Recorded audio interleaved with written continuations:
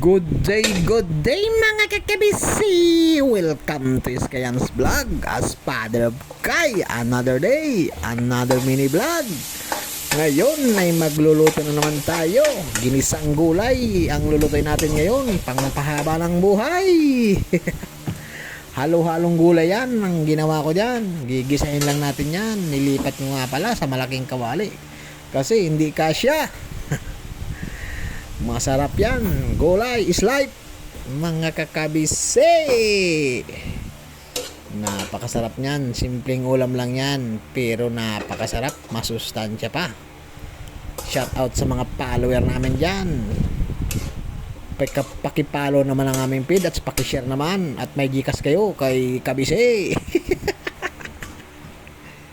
Maraming salamat sa inyo at lagi kayong mag-iingat dyan. Okay, konting oras na lang ay kakain na tayo. Malapit na tayo magpakals na. Luto na yan. Ano pang hinihintay ninyo? Kumuha na kayo ng bahaw dyan sa inyo at sabayan nyo kami. Di ba Kai? Pakals na. Napakasarap niyan mga kakabisi. Yung mga hindi nakain ng gulay dyan, shout out sa inyo. Thank you for watching.